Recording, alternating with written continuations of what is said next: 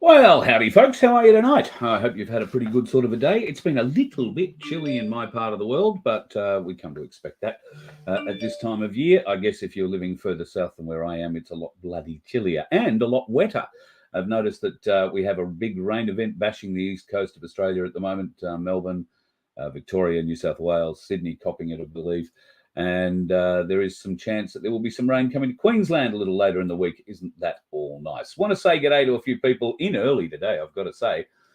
Sandra was a bit keen. I know I put the announcement up early today, but 1:40 Sandra was in and then came back again at 1:43. All good. J1, nice to have you on board too. Look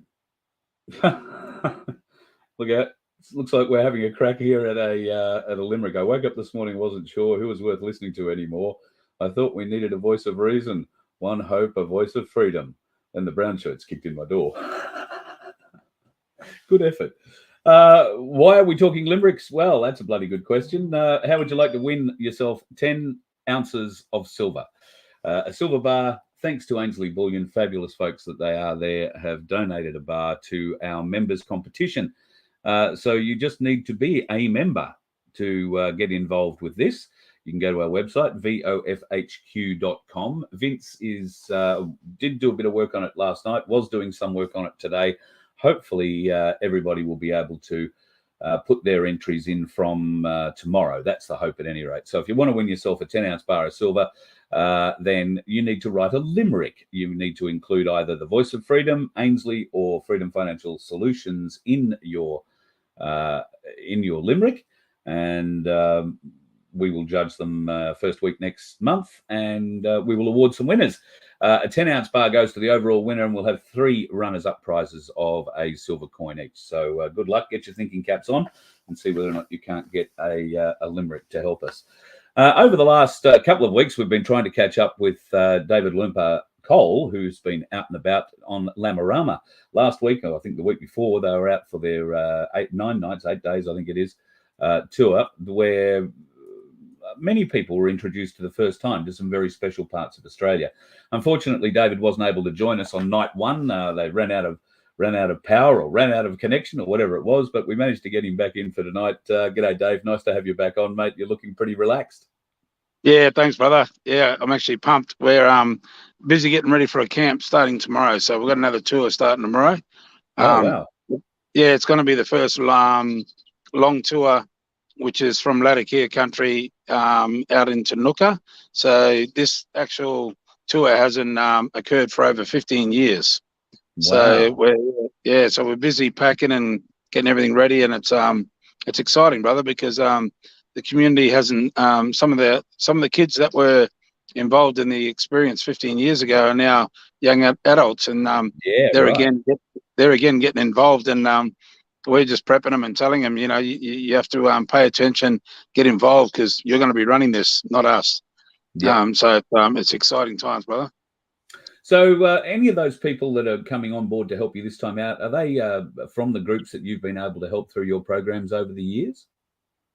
Not necessarily. Most of the kids that we've helped through our Healing Foundation, the Bullion Foundation, over the years, they're most of them are, off living their life, and I bounce into them. I have interactions with family members and kids still today from the years they're helping them. But no, the Langarrama Journey is a journey that's being shared between Latakia Elder Juma Fijo and Nooka elders Clary Rogers, and it's an opportunity just to bring people out on the country, connect them with the culture, connect them with themselves, really, because it's there's no difference between Aboriginal culture and our ancient ancestors from Europe or wherever we come from on the planet, So it's about connecting to self as well.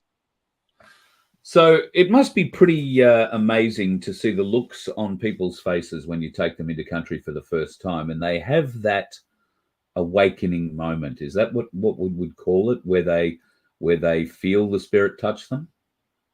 Yeah, I think it's a combination of everything. The country plays the most important part because that's our medicine in our way, and it's it's the conversations, it's the questions people get to ask, it's the detail that we give them in everything they don't know.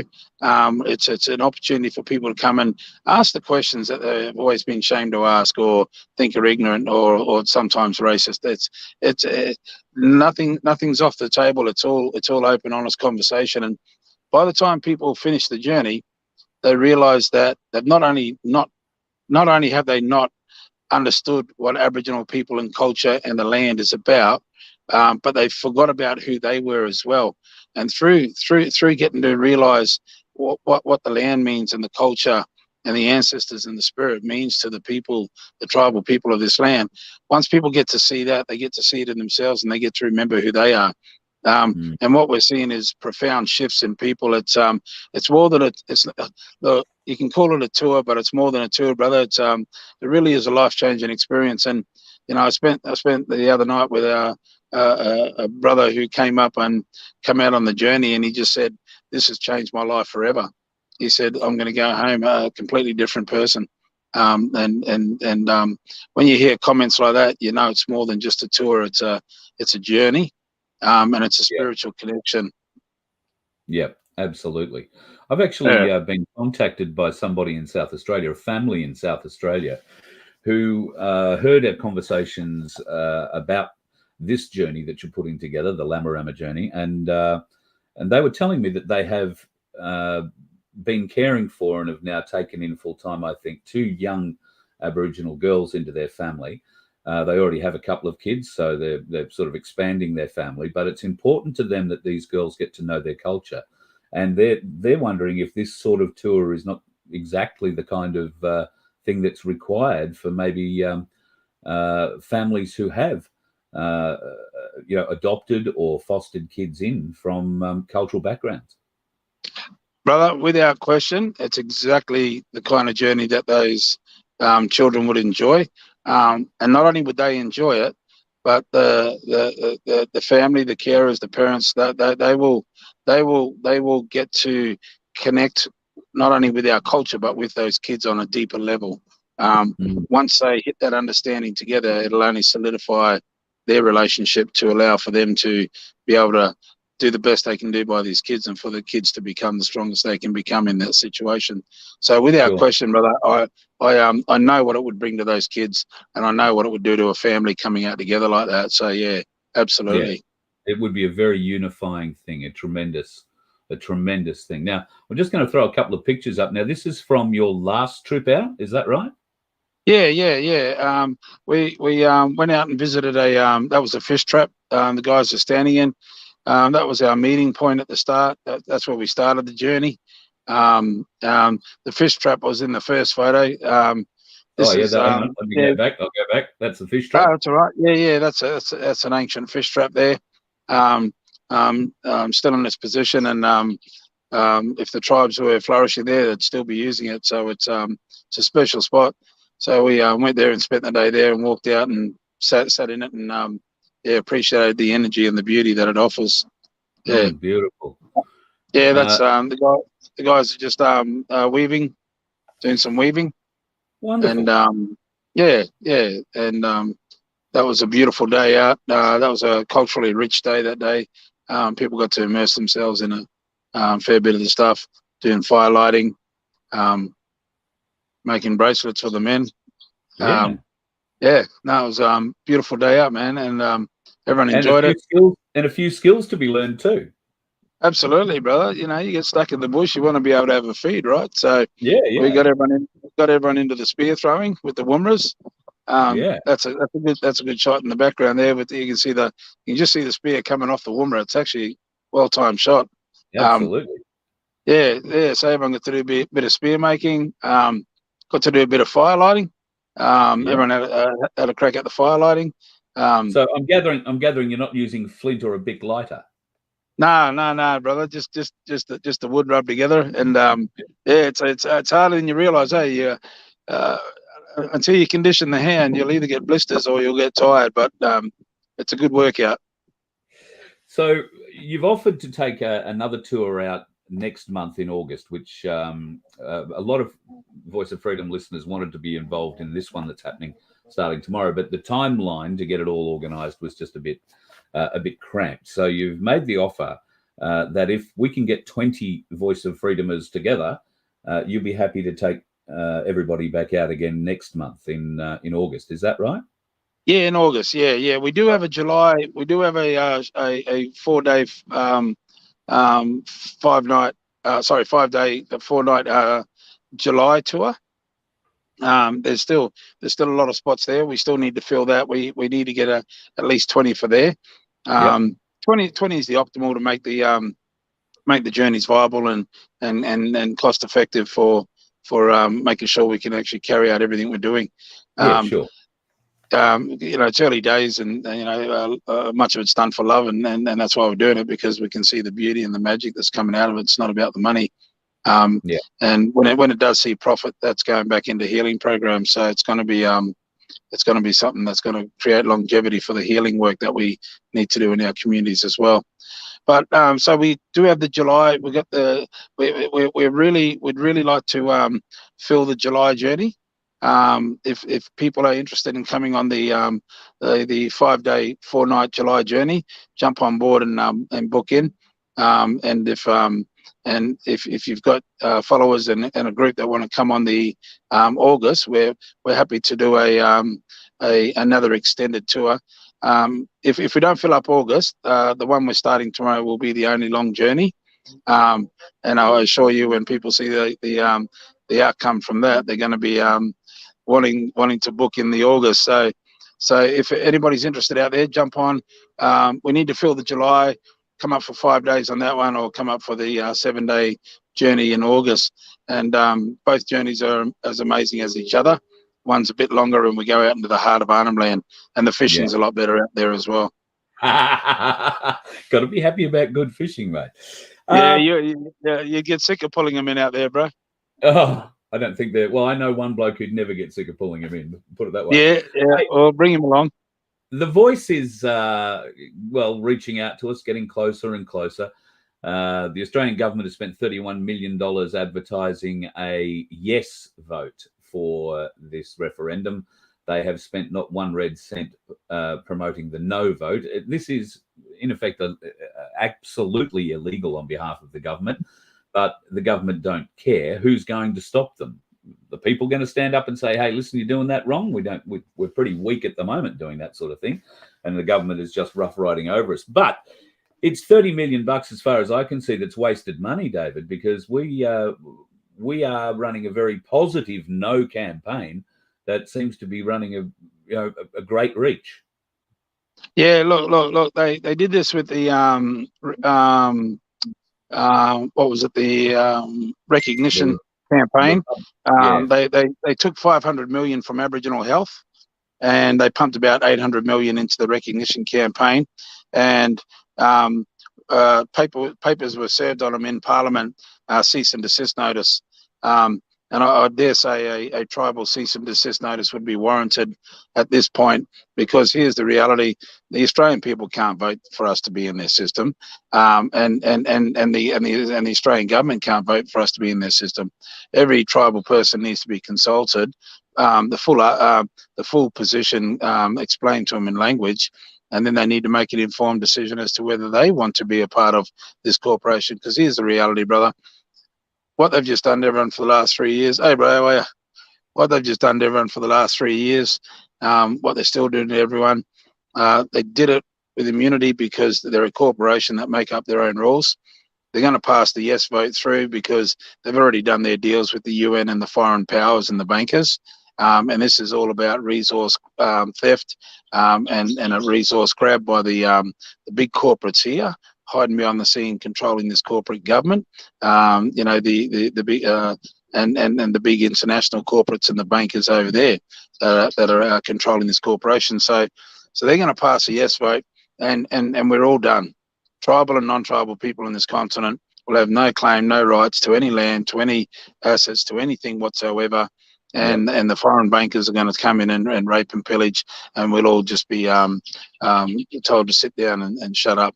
So the Australian people need to realise that the only time that the government ever spends money on something that's perceived as positive for tribal people, it's 100% always the opposite, and has been for 233 years. It's not about to change because they found a heart. They just tried to genocide majority of the population, and this corporation has got no intention whatsoever to assist the tribal people to take any rightful position. And if they're doing anything, what they're doing is they're trying to bring in laws. So what they're saying is, all right, all you farmers, you're going to have to go and register with this Aboriginal corporation now because the blackfellas are taking it all back and they're going to be controlling this and that. That's all a smokescreen. That's to turn the people off standing with the sovereign tribal people, one. Two is to make it look like the tribal people are taking control of the land and squeezing the farmers and the people and everything off. It's not the case.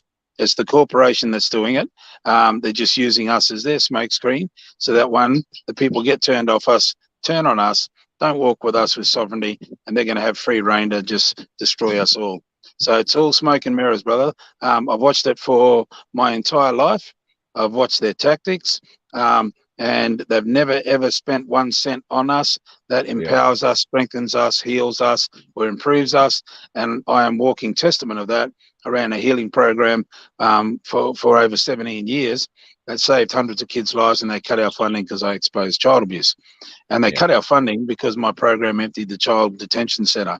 So this corporation has no interest in helping the tribal people. And if the Australian people actually think that they're doing this in the best interest of the tribal people and out of honour, well, you're bloody kidding yourself, all right? You just need to wake up.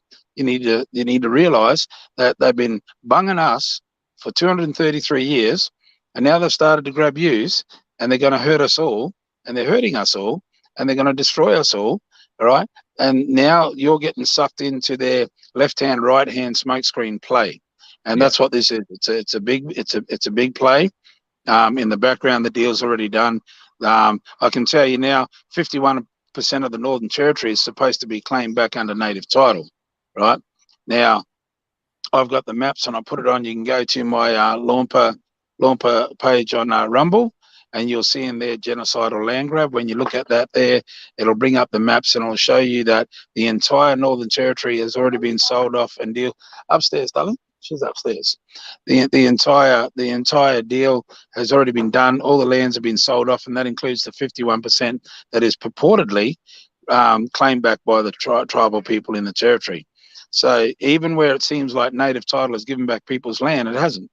It's actually sold off the land, because when we entered into native title, right, what we did was they didn't show the fine print, especially to the old man in the bush who English is his 9th language. Just like they're doing for this voice and for the treaty, right? They're not talking to those old people in language. So the fine print in those documents says that we agree that you own the land and we're asking for rights back to it. So when we enter into native title, we actually signed it over and lost it. And that's why a High Court judge said native title is the cruelest hoax ever imposed on Aboriginal people. So all the native title land supposedly claimed has already been sold. The deals have been done. The whole territory has been mapped out, sold off. And that's why they started the intervention years ago, because they couldn't get in and do the exploration. In the first 6 months of the intervention, 273 exploration permits for uranium was approved in the first 6 months. Right? And the only way they could do that was by bringing in the intervention, which removed the Racial Discrimination Act. And by removing the Racial Discrimination Act, that removed the permit system requirement into the Northern Territory lands. So the whole intervention was a big bullshit setup, right? They had the documents ready 8 years before they even came out and said that there was all this mass abuse. They abused most of our children testing them, and they found but 4 cases in over 2,500 tests. So they sexually violated our children under the precurse that there was mass abuse, and they only found a handful of cases. So it was it was so the Australian people could look at us and say, right, we're angry because the black men are all rapists and child abusers. We don't care what the government does to them. And that gives the green light for them to come in and do the 273 explorations and rape and pillage of the land. It's all been mapped off, sold off, brother. This is a corporation, people. Wake up, all right? They are not giving us a right into Parliament or a treaty. It's a corporate contract, and we're all done, right? Say no, start voicing it, and start telling everyone just not to support it in any way. the West Australian Parliament has put together legislation due to come into effect on the 1st of July that will affect every farmer and land management person in Western Australia. If they plant anything deeper than 50 millimetres into the ground, they will require a permit from the Indigenous Land Council of Western Australia before they will be allowed to grow anything. That will be a negotiated permit, according to the government. So I guess if you're a farmer that owns a couple of 100,000 acres and you've got wheat coming through, you're likely to make a couple of $1 million out of that. Mind you, it's going to cost you a couple of $1 million to grow it and strip it. But does that indicate now that from the 1st of July, and it will get worse once this vote goes through, and if the yes vote passes, could this be an example of what we will expect in the future? Anybody who wants to dig deeper than 50 mil into their ground is going to need to get an Indigenous permit to do it. I think it'll be worse than that, brother, because you got to remember this: the Indigenous permit is something that the government would be creating to benefit the government. They're just using the tribal people as a justification to secure the land, or to control the farmers, or to control what they put in the ground. Because all they're doing is using us, and keeping in mind, our people don't even have control over the lands. Sorry about that, but I just had my phone was about to die. I didn't want to drop out on you. That's all right. So our people don't even own the land or control the land. They're making out that we do, in order to put in place these rules so they can control the food and control the water and keep fracking and keep controlling the masses. It's all about Agenda 21. It's got nothing to do with tribal people saying, right, we're concerned about what goes down 50 inches. What a load of shit. Sorry for swearing, but tribal people aren't sitting around going, we're worried about what they're planning and going into the ground. We're worried about what they're digging up. We're worried about the sacred sites they're blowing up. We're worried about the Kabi Seven Sisters Dreaming site that's been destroyed over in Gympie. We're worried about we're worried about all these sacred places being destroyed. We're not worried about what a farmer puts in the ground that goes down 50 inches.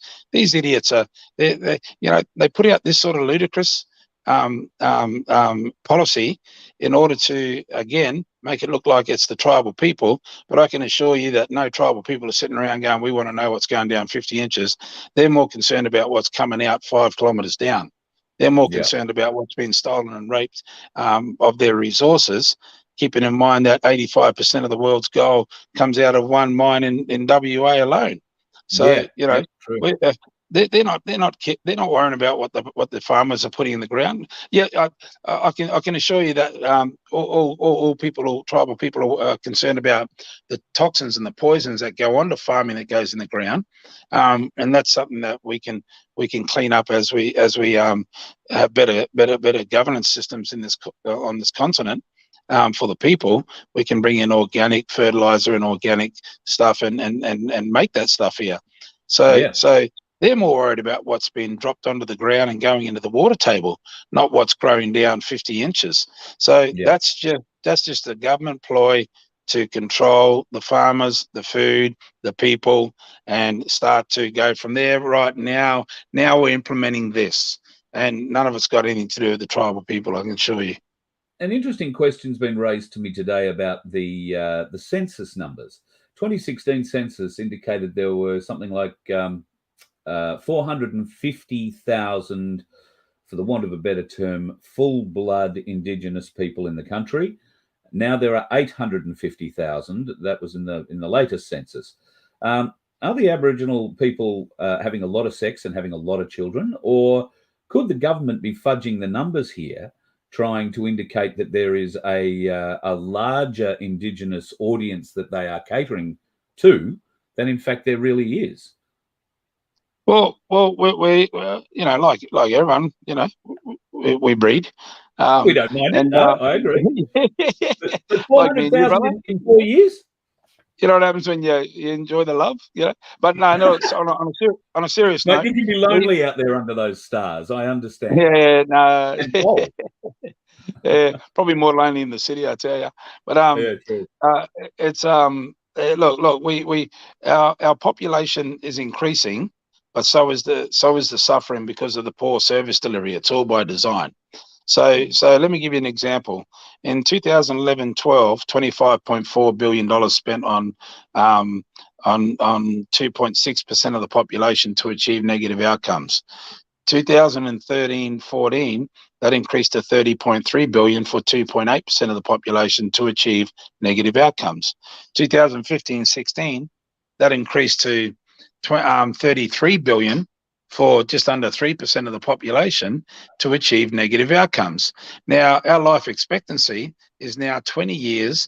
Up until about 10, 15 years ago, we were around the 14 to 16 years life expectancy than other Australian people.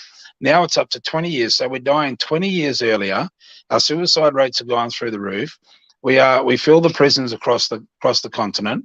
We are only 3% of the population, yet we're a multi-billion-dollar industry. And what they don't tell the Australian people is they say, oh, yeah, we give them all the money and they got four-wheel drives. They don't tell you that somebody's probably got a car because they just sold their land over for 99 years for a poxy car, right? Yeah. And lost everything in the process. That's the only time people are getting freebies. And they're not getting a freebie. The corporations and the government that are doing these deals are getting the freebies, and the land councils that are doing the tribal people over.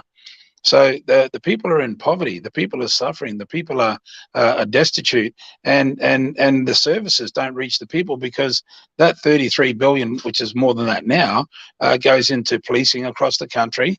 That's policing all 27 million people, not just tribal people. Goes into government offices, goes into a whole range of stuff. So they tell you that they give us 33 billion. Now the 2013 and 14 30.3 billion, a cost analysis was done on that. Less than 1.5 hit the ground, and what hit the ground was chewed up by local government, corporations, NGOs, private enterprise, and the tribal people got nothing at the end. So what they tell you they give us to heal is the flip side of what actually happens. So it's all smoke and mirrors. When they were trying to get recognition through, it was so important they took 500 million out of Aboriginal health. The federal government's just parted with up to 800 million for the Northern Territory government to get a treaty and a yes vote. Yeah. And the reason being is because this is where the Crown still holds its grip through this jurisdiction, the territory, right? So this corporation and its Crown hanging on the edges through Rio Tinto and the likes. These are the corporations that are owned by the monarchs. Between those corporations and the corporate government and everything else, it's just rape and pillage, mate. And it's got nothing to do with caring about us or the people. No, not at all. Just go and check with Lola, baby. Sorry, bro. I know that you're busy. We've gone a bit longer than I promised you that I'd hold you tonight. So you've got your granddaughter with you. So I appreciate that you've given up a bit of time away from her to come and share with us tonight. So I won't hold you up any longer, mate. I do just want to push the journey, the Langarrama Journey again. If folks are interested in coming on this journey in August, then go to the website, langarramajourney.com, or you can send an email to welcome@langarramajourney.com and just express the fact that you want to go on a Voice of Freedom tour in August, and David will be the host. It'll be a bloody great trip. And if we can get 20 people together, we will come and see you in August, mate. Yep, no worries, brother. And if anyone can't get out in August, don't forget we got a July one, a 5-dayer in Darwin, and that's equally as rich. So, thanks, brother. Thanks for having me on, and love to all the people out there. And keep up the great work. Yep, thank you. We'll have you back on again when you get back after this next run, and let us know how that went. I'm really looking forward to seeing the pictures from it. All right, brother. I'm going to get some footage and put together a story and show people the magic. It's going to be amazing. Yeah, fabulous, mate. I'm very envious. I really look forward to hearing the story when you come back. Well, don't be envious. Book your ticket for August and hurry up. Come out. That's right. We'll do that. Indeed. Good on you, brother. Talk to you soon. All right, brother. Have a good night. Cheers, take care, bro. Yeah. David Cole from Darwin, thank you very much for spending a bit of time with us tonight. He's just back in from the first trip that they went out last week, and he's just spending a little bit of time with his granddaughter before he heads back out again tomorrow. If you haven't already had a look at the Langarrama site, this is the site. You can go to it. I'll just bring it up so I can scroll through a few things here. So Langarrama Journey is the name of the website, and you can go through there. Email welcome@langarramajourney.com, and you'll be able to get details on the entire journey. It sounds like a truly magnificent cultural growing experience that we should all partake of at some stage in our journey here, I believe. And you can see a great deal of quotes there from folks who've been on it already. So if you are interested in coming along on that one, then that will get underway a little later on in August. If you want to go in July, like David said, they've got some seats or places available in the shorter trip too. So email them, and we look forward to seeing you on that journey in July, or in August, should we be able to get enough people together to make it happen. That would be great. I don't really have too much more tonight. I did have a whole heap of stuff I wanted to get into David with, but his time was a bit limited tonight. What have I been doing today? Well, I've been doing some interesting things today. I've been having a look at this.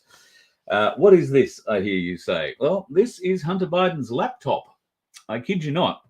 Hunter Biden's laptop is available if you would like to go and have a look at it. BidenLaptopMedia.com is the website. Now, these are all the photos. You will notice that there are purple stripes along quite a number of them. They have been redacted for the most part in their gravity. But this will give you a bit of an insight into just sort of what sort of a person this bastard was or is. Hunter Biden's laptop photos, and there is everything that was on Hunter Biden's laptop is on this website. So if you want to go and have a look at it, you are more than willing and able to do so. BidenLaptopMedia.com. So I'm just skipping through, but you can see I've spent a lot of the time today reading a lot of these texts and other documentation that he's taken photos of. A lot of it doesn't make much sense, I've got to admit. And it's not until you get down into the third page or more where you start seeing a lot younger children coming into his photos, as you can see there.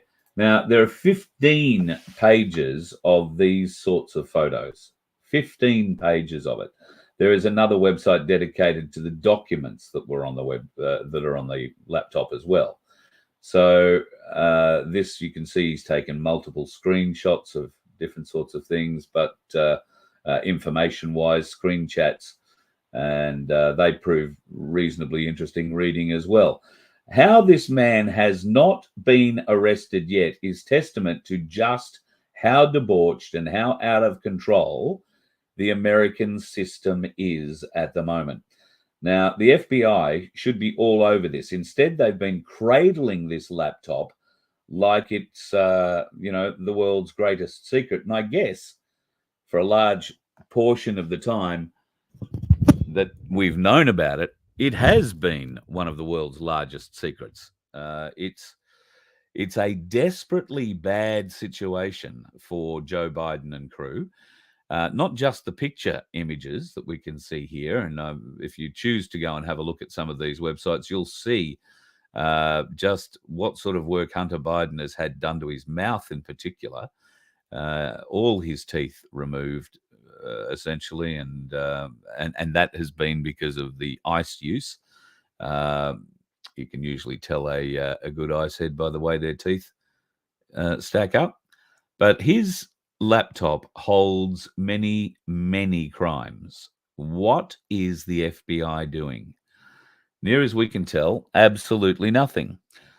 We played that piece last night where James Comer has said that the FBI are investigating somewhere in Delaware. Now, they've apparently been doing that for some time. They're not investigating. They're just hoping to, make it go away. And they're keeping an eye on the investigation. So if anybody does take an interest in it, that can be put down fairly smartly. But get a look, folks, from the first page to now, just how young do the women get in these photos? And they're not women, they're kids. They are little girls in many cases. I don't understand how Hunter Biden is still walking the streets. If it was you or me with this type of shit on our laptop, we would be answering some very, very serious questions. And unfortunately, nobody seems to be making that happen for him. Some of the text messages that he has sent to his family members, including the wife of, or the ex-wife of the brother who died, Bo, and he started a relationship with her. And now there does seem to be some indications that he has done some awful things to his brother's daughter as well. This bloke, the level of his depravity knows no boundaries, as near as we can figure here. I haven't been this far into these pictures just yet. So these ones are all a bit new to me. Making sure that they're all still redacted. Yes, good. There does seem to be some purple lines in places.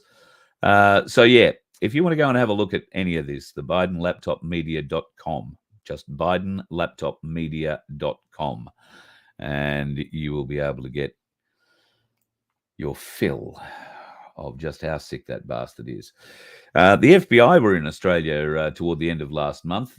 You notice that we've been talking about the FBI and the Australian Federal Police's involvement with them through Five Eyes into the investigation that, well, essentially became Crossfire Hurricane, the investigation into Russian collusion or Russian involvement into Donald Trump's supposed election win in 2016. Now, on the back of the Durham report, which if you haven't read yet, I commend you to go and read. You can get it at vofhq.com. Just go to the criminal trial tab, click on that, and it's the first one there at the top of the list. Have a read. It is explosive in every way. It is excruciating in its detail. They know every person who had any fingerprint at all on the lies that were surrounding this whole Russia scandal, starting in 2016, and essentially they used it to wreck a sitting president's term, and of course then they went off and did what they did in 2020, and let's see whether or not YouTube are going to stay good to their vow and not bothering to take people off or give us strikes for discussing what is a very contentious election result out of the US 2020 presidential election. Trump has been very vocal in recent days. Have you joined Truth Social? Truth Social is now available in Australia. I don't know exactly for how long. It sort of popped up into my world a couple of nights ago. I have had access to it previously, but through a VPN.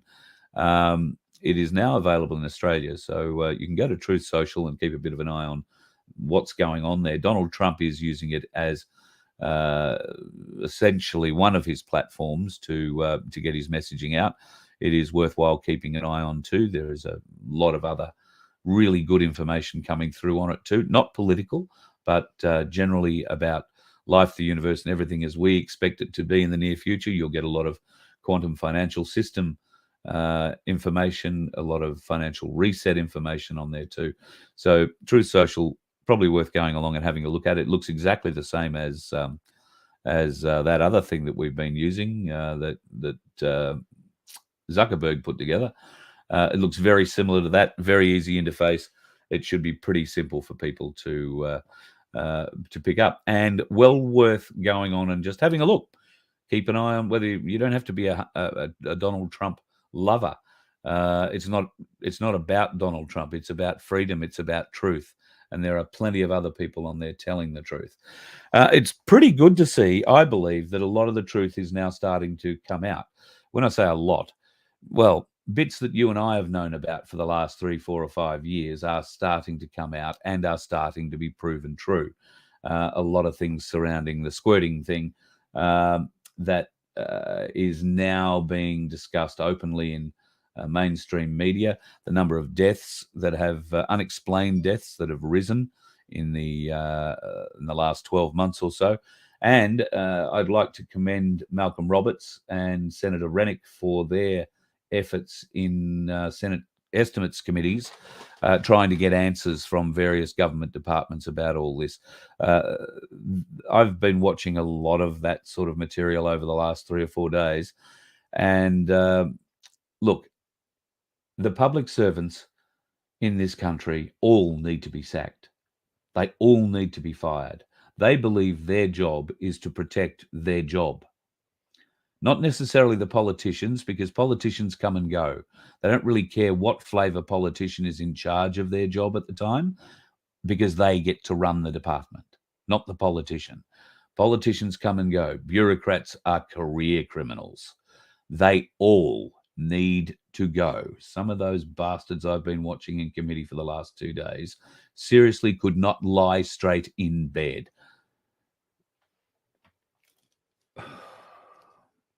It is disgusting that people we can elect and who get elected on the back of speeches they make, hands they shake, babies they kiss, can go into that place and forget completely everything that they've promised, everything that they've supposedly given an oath to.